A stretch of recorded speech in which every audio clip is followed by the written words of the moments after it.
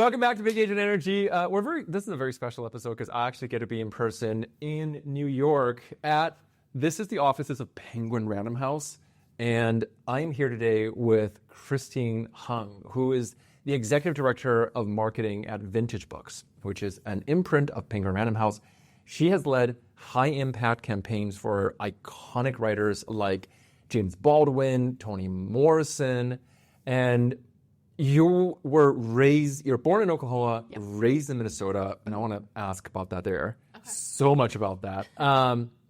But what's really fascinating is that now you are the interim director of the People of Color in Publishing. Yeah. And we'd love to chat a little bit more. And you've always been an advocate for people of color, right?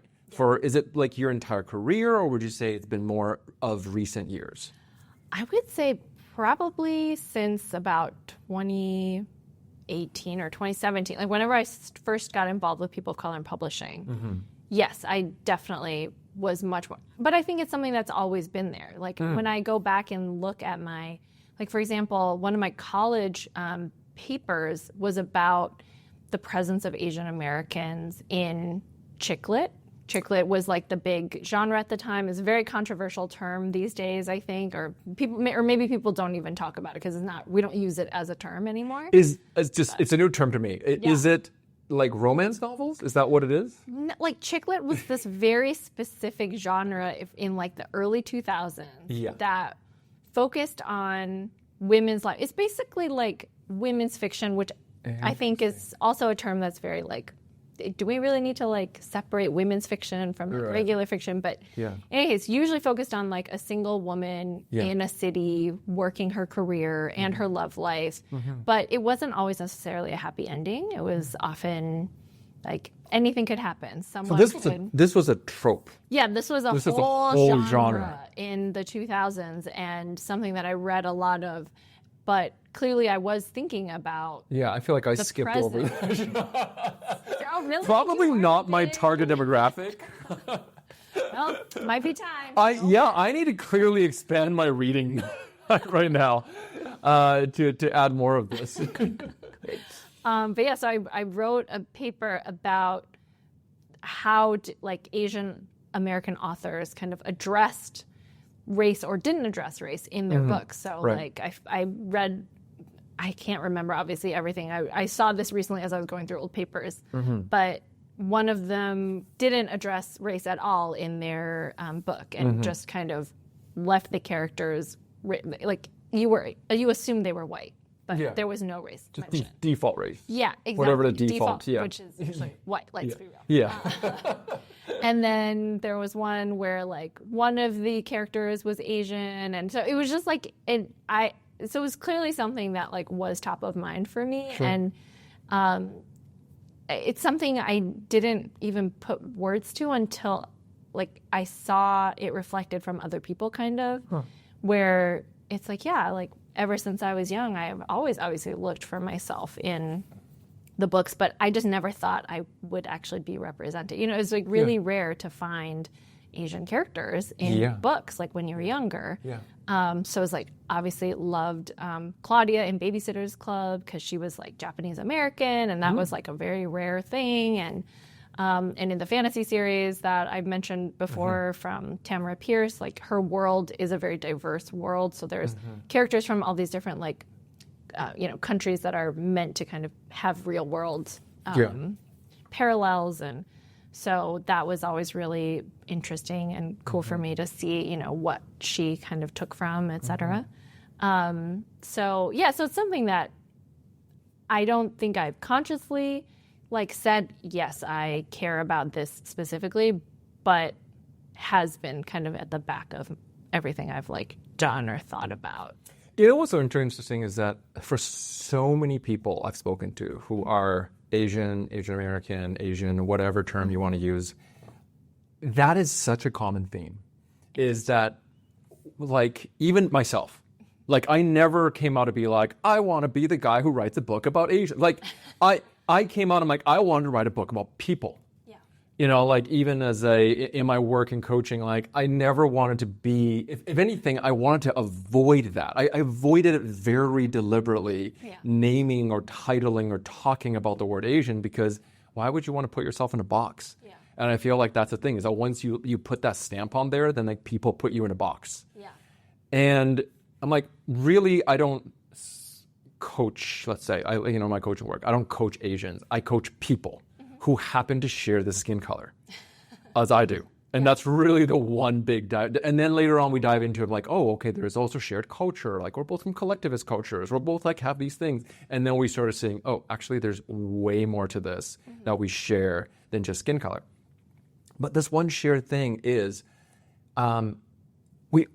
we never identified it, but there was always a feeling of, oh, that's interesting. There's that TV show and there's an Asian character, and I would get really excited. Yes. Right? Yeah. And then I'm like, I just want to see more. Yeah. Like, why does it matter? Why? But I just want to see more, even if the character is playing somebody who is nothing like me. Right. Right? Yes. But I think this is where it is that representation is such an important step. Yeah. Right. And is that how you got into? So super quickly, walk me through your journey here. You're Oklahoma. Yes. And then Minnesota. Yes. What was it like growing up in Minnesota? It was, it was great. I don't know. It's funny because now obviously I've lived in New York for decades. But at the time I had a pretty good experience there. So I grew up in the town where the Mayo Clinic is, so it was surprisingly very international. There were a lot of, doctors that moved there from other places. Sure. I went to a high school that was very diverse. Much more diverse than you might think of when you think of Minnesota. Like my friend group, all skin colors, all the types, sexual orientation, not as much of a thing, but after college and stuff, more people came out, and it was okay, like great. Yeah. I wish you had felt, comfortable, obviously, in high school, but I totally understand. And so, but I don't think I ever, again, didn't really realize like how much the dominant whiteness like weighed on me until I came here. And it's just like things like... Here as in... New York, sorry. New York. Yes. Got it. Because I came to New York for college, and I just didn't realize how much it weighed on me until I was here, and I was like, oh, this is very different. Like, now I'm in a place where, like, for example, just one specific thing to make it more concrete. Growing up, it was like the attractive, like, ideal was generally, like the white girl with like blonde hair and blue eyes and stuff. That was like kind of the dominant thing. And obviously there were like exceptions to the rules or whatever in my school, but that was usually the ideal. And so when I moved here, like, I don't know, this is like, and now obviously I think about this differently, but when I first moved here and like got catcalled and stuff, I was very surprised. I was like, oh, this is so weird to like get this attention, because like also in Minnesota no one's like catcalling you because it's a very small town, and like who's gonna really do that? Is that still, I'm like picturing construction workers like whistling. Is that still actually a thing? I don't get it as much now. I think I give off a lot of mom energy, or like just don't look at me, don't talk to me. I just kind of live my life. You learned the Zen way of blending into the New York background. Don't look at me. But no, it does. It definitely happens here. Like, I still remember as like a college freshman, I was just walking on the street one day, and this man comes up to me and is like, "Will you marry me? You're like the most beautiful woman in the world." I'm like, no, I don't even know you. So this is very overwhelming, and you're like a much older man, and I'm like a college freshman. So no, thank you. Like that was a fast move into your DMs. It was, like, let's start with a proposal. Face-to-face DM. It was like, here I am. But and obviously as time went on, I was like, oh, this is not great. Obviously, I don't want to feel like a sexual object just walking around and living my life. Yeah. But at the time, again, I just like didn't think that I was attractive, I guess, because it's just like a different ideal in Minnesota. So it was very validating, I think, to like come to a place where you see so many different kinds of people and clearly like lots of different kinds of people are appreciated. Yeah. And then even something as small, well, it's not really small, I guess, but like as like food, right? Like sometimes I forget until I go back to Minnesota. And sorry, I'm not trying to hate on Minnesota as a whole. So like, I do want to say that this is obviously overgeneralizations, but on the whole, like being here, I don't have to like explain certain foods or like be like, oh, do you even know what this kind of like food is? Like, it's just kind of more assumed, I think, that people who live here try lots of different things and are, adventurous with the food that they have. Like, I don't have to explain like stinky tofu, like Yeah. like it's Like just, people get it. yeah, people just like, get it here. And not that I'm saying everyone has tried stinky tofu, but like Everyone should try stinky tofu. it's really good. Stinky tofu is amazing. Fried is probably the way to start. Fried is the best way with the kimchi, with the yes, you have to have the pickle. The pickle thing on the side. You have to have that. My wife can't stand it. Oh, really? Oh, no. I've tried it so much. I brought her to Taiwan. We went to like a night market, and she was like, she couldn't. She tried it. She tried it. Okay. Full credit to her. She tried it, and good. she's like, it tastes delicious. I can't stand the smell, and I'm like, I That's fair. understand it. That's I know. right. My husband has she's a tried white it lady. multiple times. I also have a white spouse, so yes, he has given it a lot of tries. I'm like, as long as you tried it. Yeah, he's like, the smell. So I'm like, okay, that's fair. At least you tried it, and he's very like open-minded about stuff like that. 100%. But like, just I don't know. It's like just the default is different here compared to where I grew up. Like the default there is not, not as no, like with food, culturally diverse. Yeah, like they have no idea. It's very like American. So that's very interesting because you went. So you were in school here. You then joined into marketing. Yeah. If you didn't experience that as being okay, well, people here are diverse. People are accepting. We don't experience that. That one-to-one racism that somebody from a smaller town in, I don't know, like South Carolina might run into. Yeah. How did this later on lead to you deciding, okay, but I want to support people of color in publishing? Yeah. I think because, well, there's just like a lot of different things that happened in the publishing world. So, for example, one of them is Lee and Low, which I don't know if you know about them, but they are a small multicultural publisher that is run by an Asian American family. And they released the first diversity baseline survey back in, I think, 2016 or 2017. Don't quote me on that, but it was around that time, which is also, I think, when a lot of these other things started happening.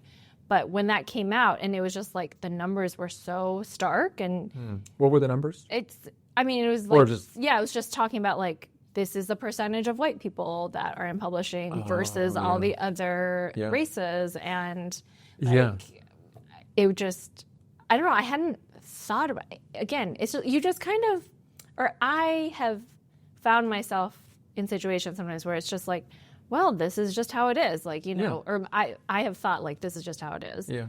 But it doesn't have to be like that. And I think that was a moment where it's like, no, it doesn't have to be, but that's the stats, but like, why? So that is the question I was going to lead up to, which is why?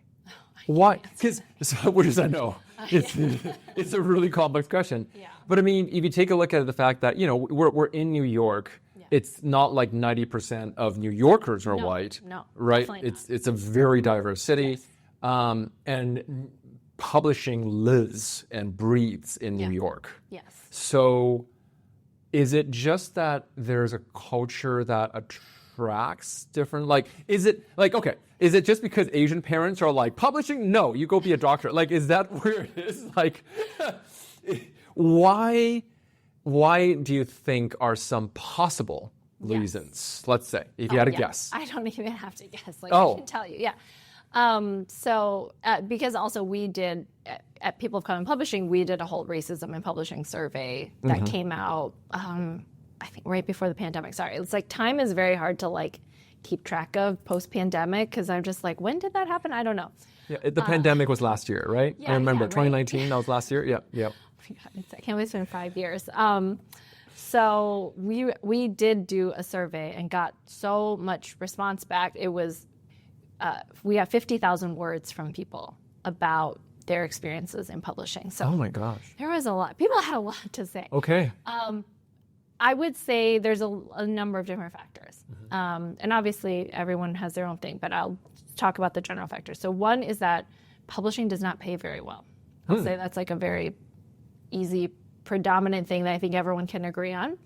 As an assistant, when I first started, this was back in 2007, Random House, I believe, was the highest paying publisher of the big five.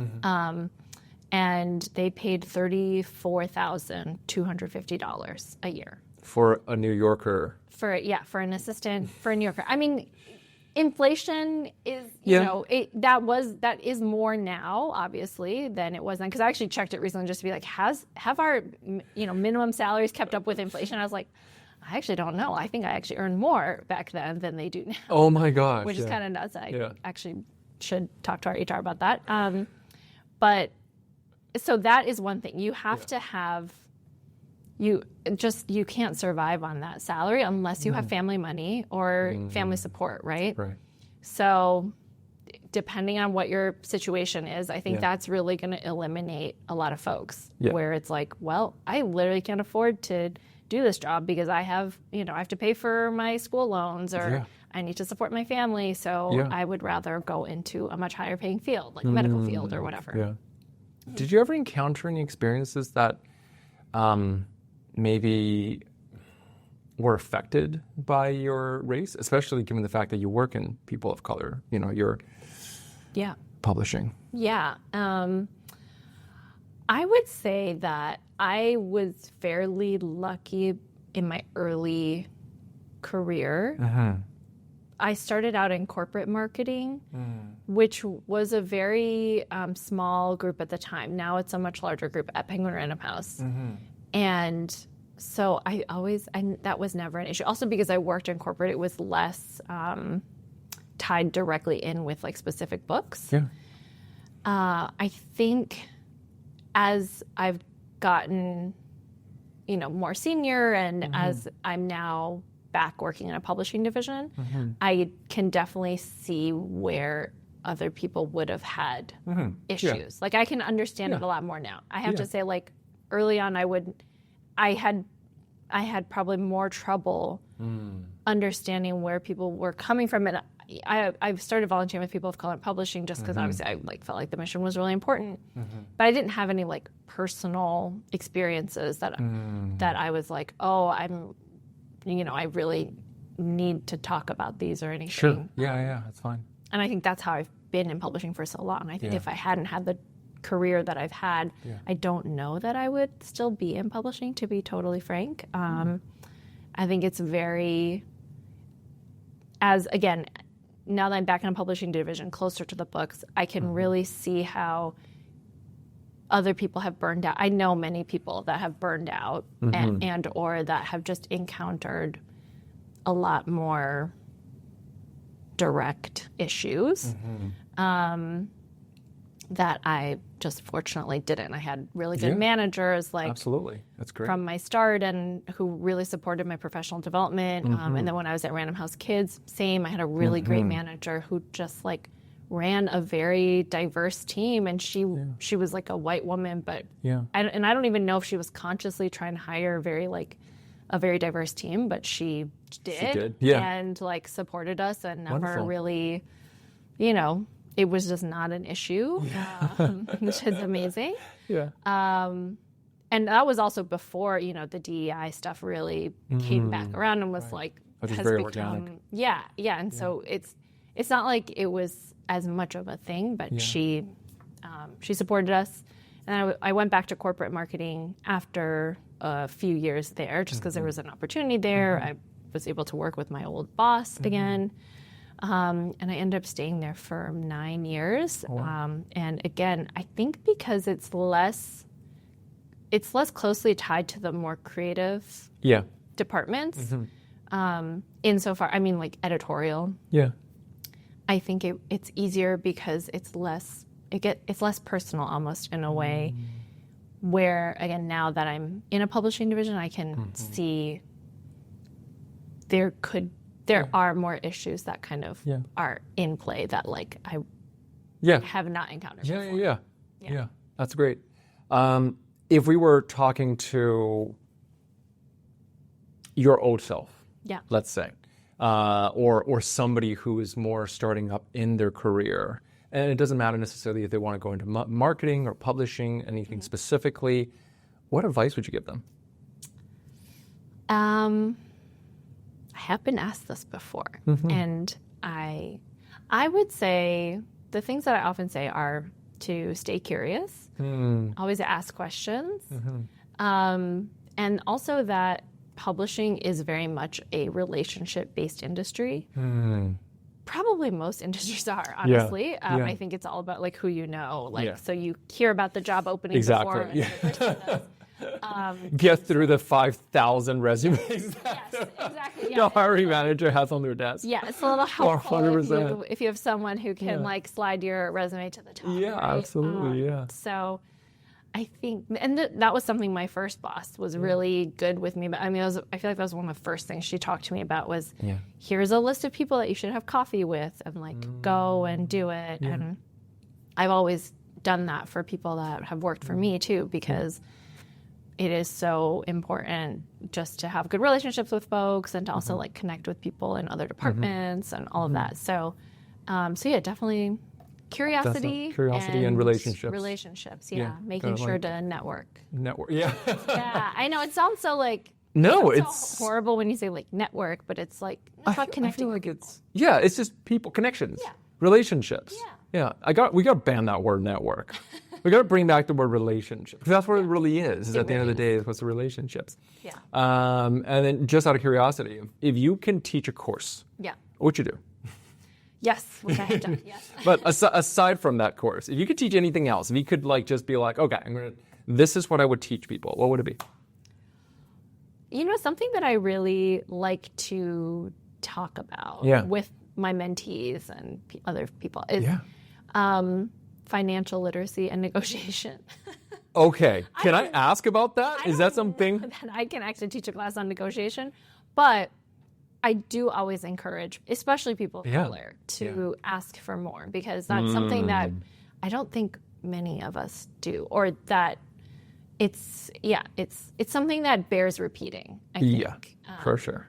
Because very often I think people are just feel like they are lucky to, be in the job, and this place sometimes can have that atmosphere of like, you're lucky that you have this job, because it's, it's a media job, it's publishing, it's not glamorous, but people maybe sometimes think it is.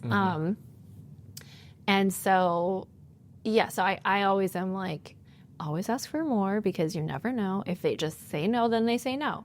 And or if they react poorly, then that also tells you a lot. Like I remember I had a job offer at one point from someone who was kind of legendary in the industry. I was about to drop some more personally identified, but I won't. But this person... Give me all the tea. This person is a legend. Yes. And I had a job offer from this person. Wow.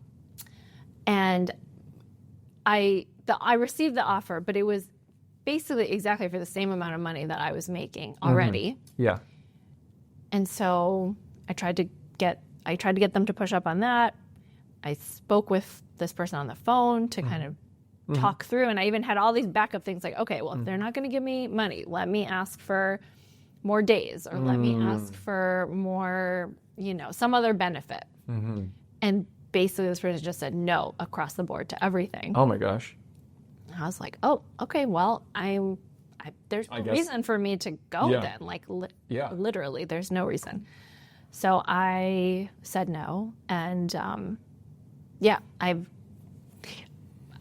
won't go too into it, but But I think that was telling of like probably what it would have been like to work with this person. Just because they were tough. I mean, clearly they were very tough. Sure. But the fact that they weren't willing to like budge at all, it just kind of gave me that vibe of like, well, you're lucky that we've like offered this to you. So I think it all worked out for the better. Because that's really good advice, because like trusting your intuition about that and like the way you're treated at that job negotiation is also a reflection of how you might be treated at the job. Right. So we won't think about very often. Yeah. But yeah, so I think I don't know that I'm great at it, but I think at least I would encourage people to do negotiation. And also financial literacy is something that I think not as many people have. I don't know. Maybe now on TikTok, I think there are more people who are following like financial TikTokers. Yeah. So Shout out to Vivian too. Yeah. Yes. Yeah. Yeah.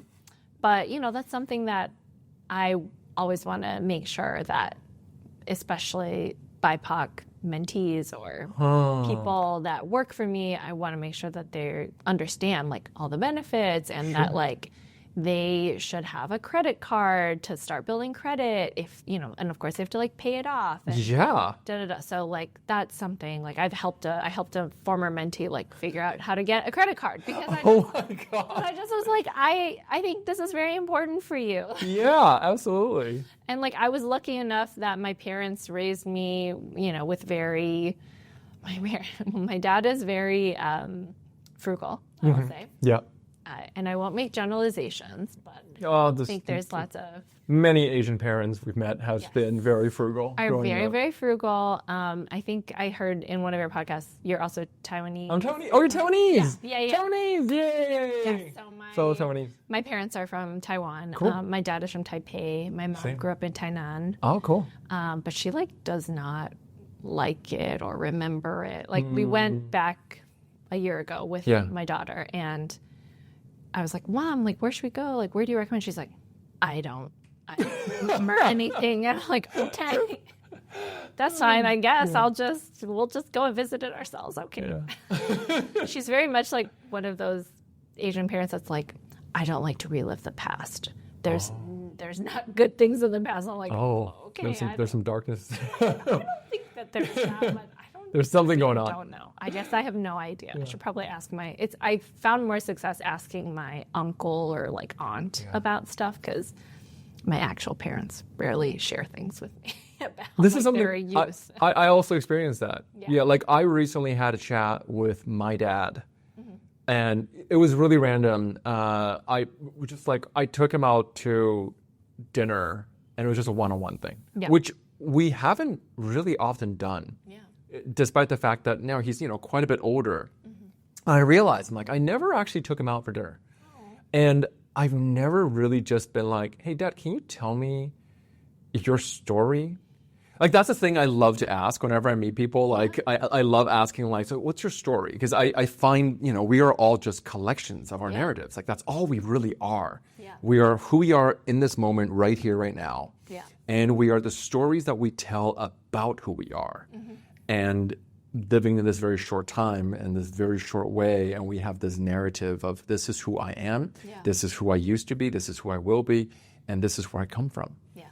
I never asked that of my parents. And I asked them that, and two things. One, and he opened up for not to say the first time, but he truly opened up, and he talked about what it was like growing up and, the family he had.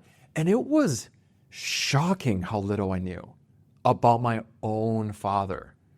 And I mean, this is a guy who's lived through 80-something years, and he's lived through some really big ups and downs in, the political climate. Like we are here going like, what's going to happen to the market tomorrow? What's going to happen in the news tomorrow? And he is like, he's been through some real stuff of what real poverty would look like, what real struggles look like. Not to invalidate anyone's experiences, I apologize. But no, but so did he, was he from China originally? He was from, and then he went, what part of China was he from? The South. The South, okay. Yeah. And then he fled to he was Taiwan. And then he grew up there. And again, his reality of what Taiwan was like back then was completely different. It was a completely different universe. Yeah. And what we view as rich versus poor, very different compared to what they viewed as rich versus poor. I still remember stories of like being rich was having eggs. That's what my parents told me. Really? Yes. What? This has got to be a real thing. This is a thing because my dad, I remember. Okay, so this is the funny thing because my dad has a sister. Okay. Who's my aunt who lives also in New York. Yeah. And so he was always talking about like, oh, we grew up, not well off. And I was the boy, so I got the only egg, with the food, and everyone else just had to eat like rice. But I was the special, like oldest son. Yeah. So I got to eat the rice with the egg. With the egg, yeah. But then I talked to my aunt, and she was like, no, we did not grow up poor. Okay? We had like one of the few TVs in the neighborhood. So like everyone would come over to our house.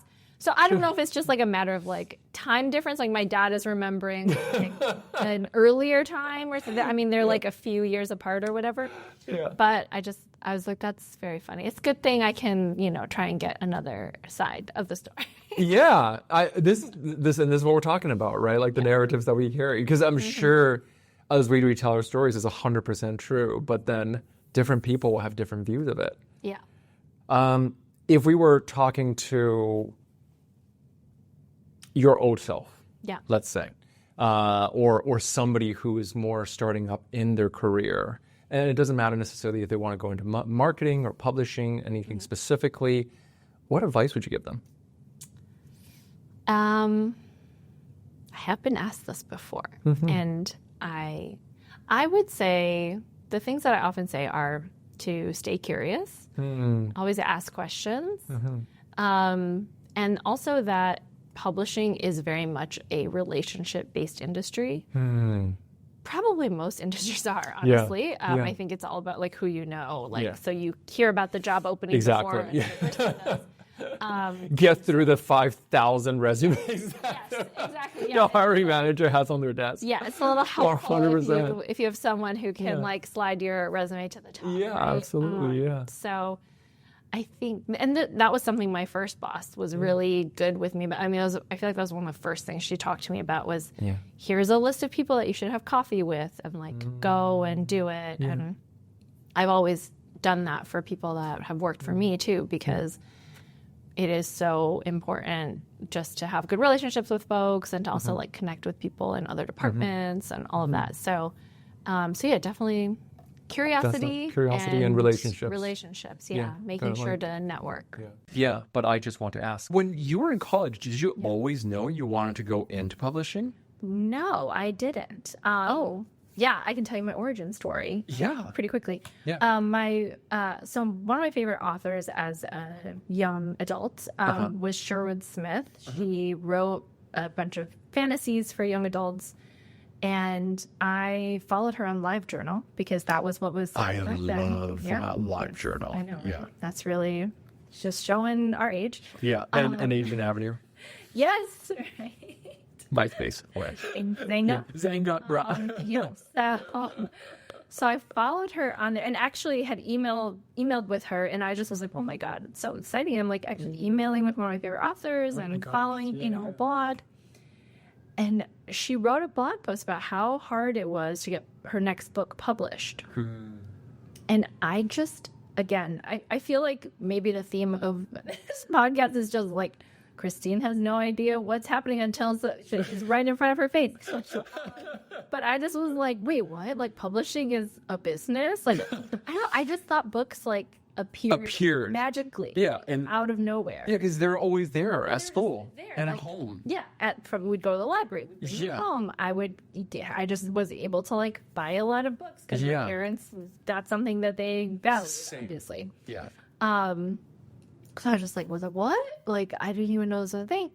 And so that set me on the path of, well, I'm luckily I'm in New York and I can actually apply for all these internships and stuff. Yeah. And so that's when I interned at 2 different publishing houses and got the job at Random House after college. And yeah, so when I was at Avalon Books, which was, again, very small, we only acquired romances, westerns, and mysteries.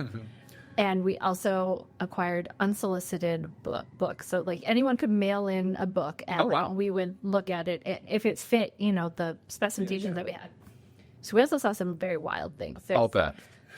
There was I just remember one that was like this woman who wrote a whole story about pets that could talk to you in your mind. And I was like, okay, I'm sorry, lady. This is an commercial husband. You clearly really love your pets. But somebody out there needs to publish this, but not us. Not us. Sorry, but you'll have to find somewhere else. But while I was there, my manager, her friend was a producer at the Today Show. And one time she was just like, oh, do you guys have to like be a model on the Today Show? I was like, okay, yeah. What else am I doing? I'm just a college student. And so, okay. So me and the other intern that I was working with at the time, we got we had to go in for a fitting. This was with Scoop, back when Scoop was like a really cool boutique here. So we had to go to Scoop and like try on some stuff and then, they like sent cars for us. I had a car come to my dorm in Chinatown and pick me up and take me to the Today Show at like 3 a.m. It was very early because it's the Today Show. Oh yeah. And they had to do makeup and for anybody out there who really loves reality TV shows from the 2000s, my hair was done by Jonathan Anton, who was on a Bravo reality show about hair. Oh, cool. Okay. So he did my hair, and I got what I like to affectionately call the soccer mom outfit. 20 or whatever. So they like put me in the sleeveless button-down shirt, and then they dressed you. They had of course. They had a stylist. That's what we were mod. Oh, that's right. Of course. Yeah. And then I had these pants with giant clownfish on them. Clownfish. Yes, just clownfish up and down. And like print. Yeah. Okay. That's the print. And I was like, wow. Fascinating. Yeah. They couldn't have put any, like other people. They couldn't have found something up to. And I was like, nope, you're getting the cleanest pants. Yeah. I was like, thanks. I had a really cool purse though. I had a cool Marc Jacobs purse that I was like, oh, nice. That's very okay. I was like, can I just? Yeah. No, you can't take it. But yeah, so I just like walked down and Jonathan Anton was talking to Hoda, I think, and we just did our thing and turned around, and that was my modeling. That was my modeling career moment on the Today Show. But you can now say you are a model on the Today Show in New York. Exactly, and that's for Marc Jacobs and Clownfish. There you go. Exactly. Yeah. Something no one can ever take from me. That is absolutely true. That is definitely something I put on my resume. I might add that to my LinkedIn. Yeah, if you haven't done that yet, do that right after this. If anyone else wants me to model Clownfish Bay, I'm there. Yeah. So that was but it was funny because I told this story recently to someone else at work, and they were like, I think this really just shows you what it's like in morning television, and you don't even realize like how slapdash everything is. Like on TV it looks like very put together, but I think a lot of times they're just kind of scrambling to like throw stuff together, and I think that is true. I think that in of itself is such a lesson too. Like how often do we have this idea, like books, right? Like, oh, like how things are and what they seem, but we don't see how, what is the saying? Like what goes on in the kitchen. Yes. Right, the craziness that happens, the complexities, and all that kind of stuff. Yeah, that is for sure. Yeah, that's making me think of The Bear. I've been watching The Bear. I've been very behind on it. I've heard good things. I haven't started it yet, but that's a good reminder. Behind the scenes in the restaurant. So. Yeah. Amazing. Thank you so much for sharing your story, your wisdom, and everything like that. Is there anything? I mean, usually people we interview have books and stuff like that, but you are a publisher, so I know, all the books. Is there anything that you'd want to feature, showcase, or promote for people who want to find out more? Yeah, I'll call it some of our books that I would love people to check out. Yes. So we have a book that I worked on this year that I really loved and I'm proud of is A Gentleman's Gentleman by T.J. Alexander. it's a trans Regency romance, and I think especially now with what's been going on, it's very much a joyful read. It is a kind of it's about an earl who has to get married, and because otherwise he loses his inheritance. So he's got to find someone, but the problem is he likes men. So how's he going to figure this out? And then enter his new valet, who's very distractingly handsome. Oh. What's going to happen? So that I would definitely shout out. And then obviously The Woman Warrior, which I called out, that gotta check that one out, by Maxine Hong Kingston. And then a forthcoming book that I'm really excited about and I really want more people to read is called Discontent by Beatriz Serrano. She's a Spanish writer, so it's a translated work. And I've been calling it kind of a millennial office space. It's very much about like a disaffected office worker in Barcelona who is just like going through the day, does not like her job. But then she gets asked to like host this company retreat, and it's like, how's she going to do this? Is she going to make it happen? When really she just wants she just sits in her office and watches YouTube videos all day. But it just feels like it's very appropriate to kind of the moment now. And it's funny to read about another country and kind of how and it's like, oh, it's all the same things. All the same, feelings, and it's very, So that one I would urge people to check out as well. Amazing. All right. We'll go check out those books. And thank you again so much for your time and for answering all the questions. It's been an absolute pleasure. Thank you so much. I appreciate it.